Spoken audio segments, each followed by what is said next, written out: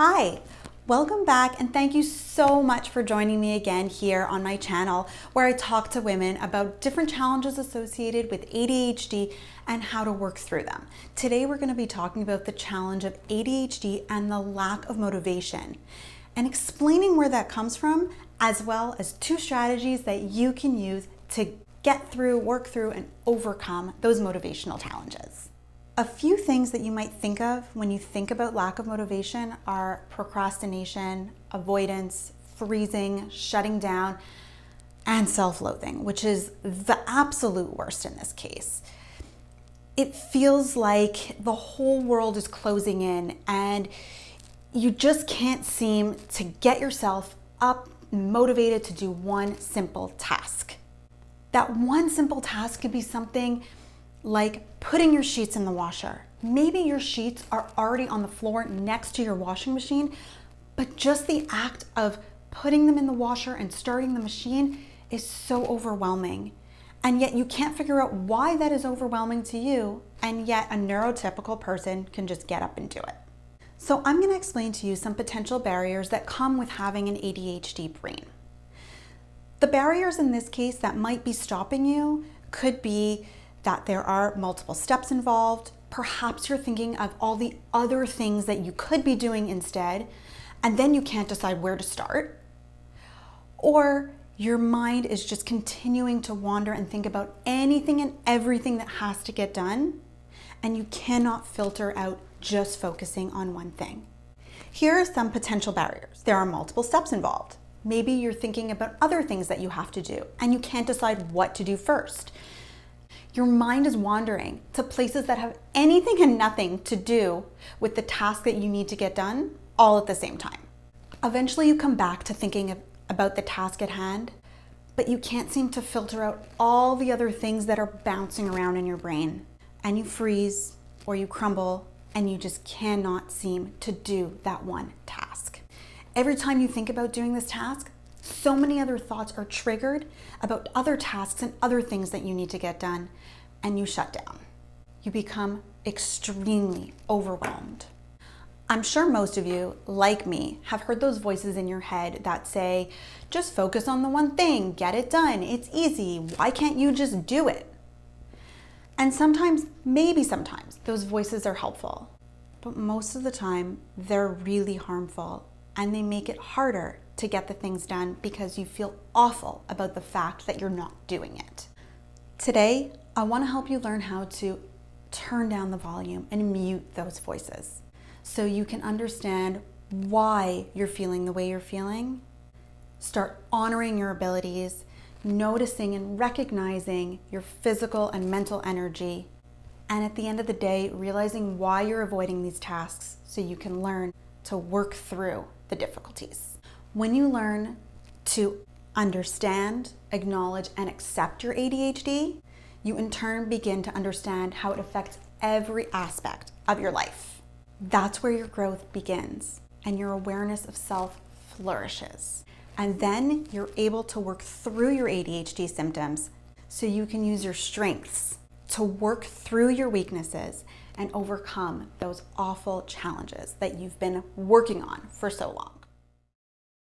Something I like to do in these moments of low motivation is make up parodies completely on the fly. They're really terrible, honestly. I'm not a good singer and most of my parodies are to do with housework, but they help spark my motivation and decrease my anxiety around things. And they also help my kids. When my kids are stressed or tantruming or just in a bad mood and I start singing something that's really silly, it helps decrease their anxiety, which helps decrease my anxiety and helps spark motivation. What's more important is on a day-to-day level.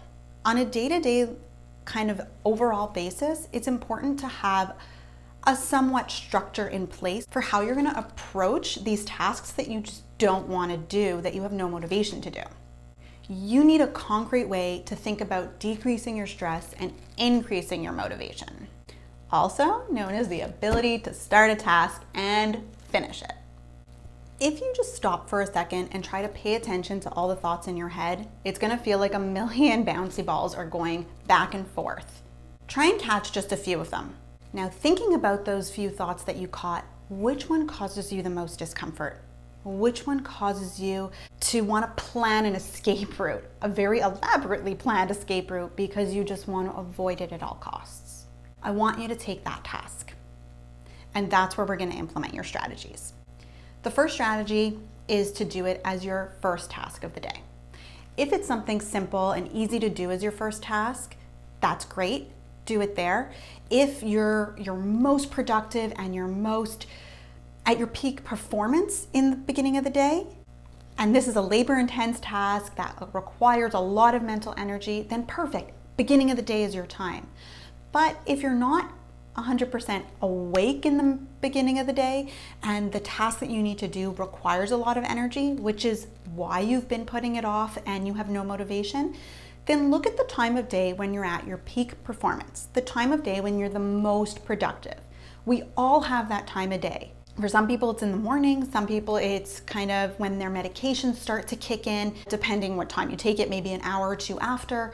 Other people who aren't on medication, it could be in the middle of the day, early evening, whenever it is, plan to do your task at that time and write it down. Because a little tip, if you don't already know this, is that by writing things down, by actually taking paper and writing it, it jogs and triggers your working memory to store that task that you want to do at a certain time. And here's why I want you to just do it. Because once it's done, it's over, it's gone, and it's off your shoulders. It's getting rid of that heavy feeling in your chest, that kind of your own voice in your head saying, I should just get this done. All that is gone.